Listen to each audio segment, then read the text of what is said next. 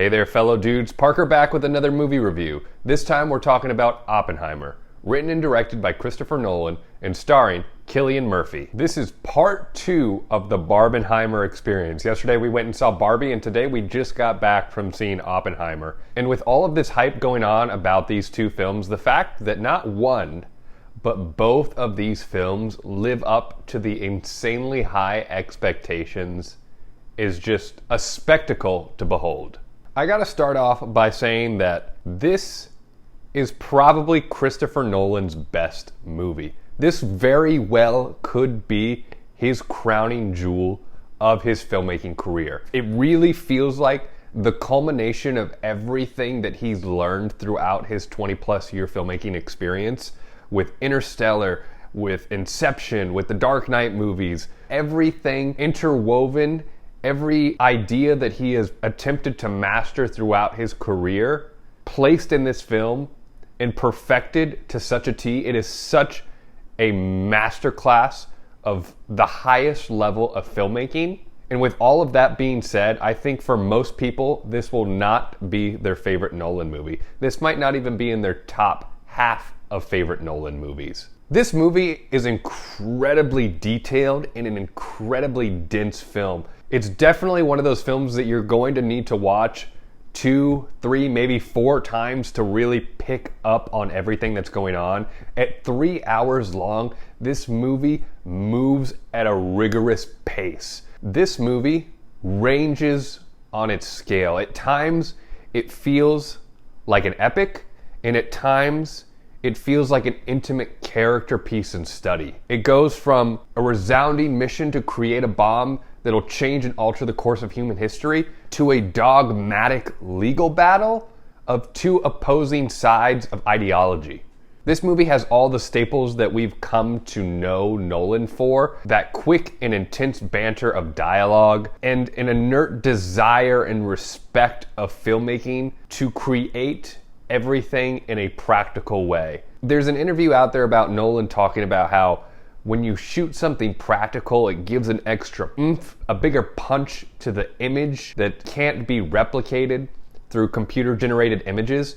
And you can't argue him after seeing this movie. The fact that everything is done practically, and mind you, I think that's kind of crazy. I don't know how everything was done practically in this film. Him saying that there was no CGI in this film is wild, but I trust him and I believe him when he says that. But the fact that it's all done in camera makes everything feel that much more emotional, devastating. You feel what Oppenheimer is feeling. With that being said, this is by and large his most abstract film. It really gets into the headspaces of Oppenheimer, but a couple other characters throughout the story as well. And there are images and visions that are interwoven into reality that clearly aren't happening, but are meant to be these very powerful images that communicate the internal monologue of the character. And it's really effective.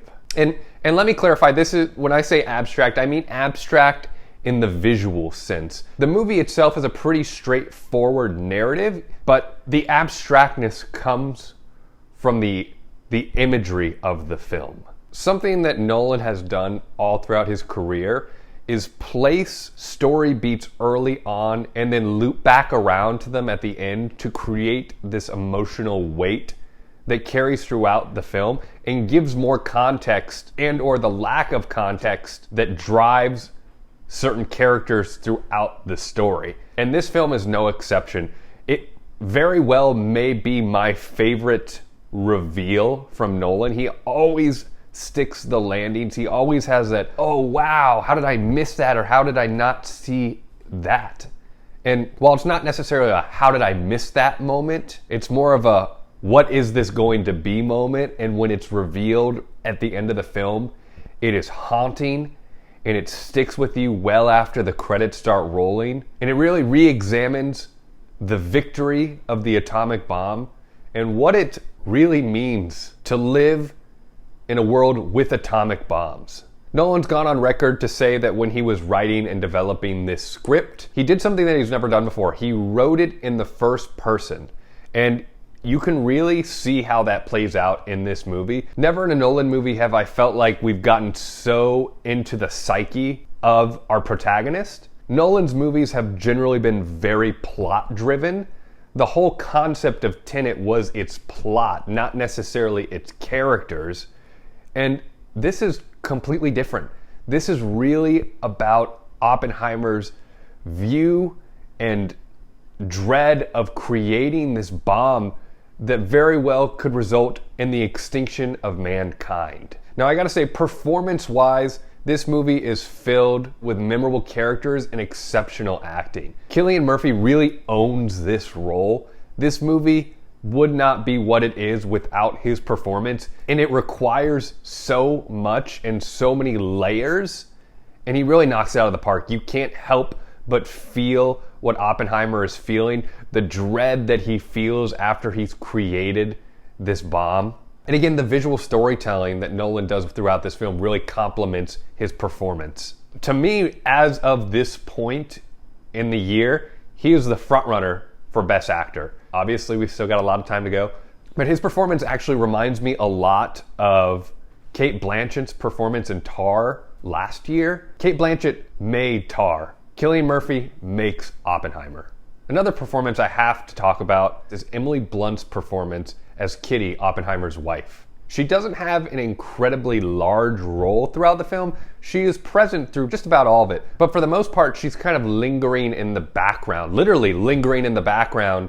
But when she steps into the limelight, specifically in the third act of this film, she gives such an incredible performance.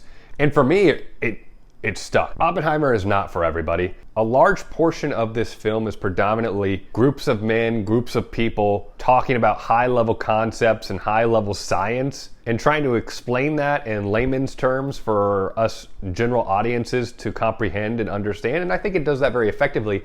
But at the same time, there's going to be a lot of people that don't like the idea of being lectured about science through a majority of this film. And that's okay.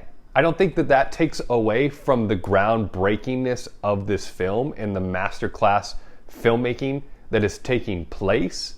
I think it's just not going to be everybody's cup of tea, and because of that, that's why I feel like it's not going to land in the top half of people's favorite Nolan films. It's not something that the general audience is going to be able to digest really easily. This is a haunting film, and it's scary. It leaves you with this sense of dread and fear because that's the dread and fear Oppenheimer lived with.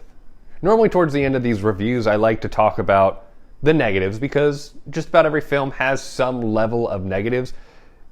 But I have to be completely honest with you. I don't really have negatives to say. It really does feel like the culmination of everything that Nolan has been doing as a filmmaker for the past 20 years.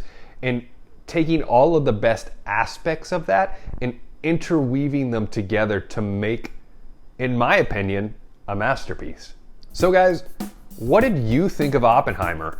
Barbenheimer has finally passed. We've all gotten the chance to see these films. Did they, and did specifically Oppenheimer, live up to the hype?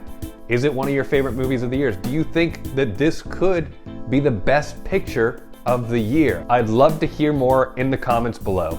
And if you like these reviews, make sure to subscribe to Dude Reacts and The Fellow Dude on YouTube. Until next time, guys, see you then.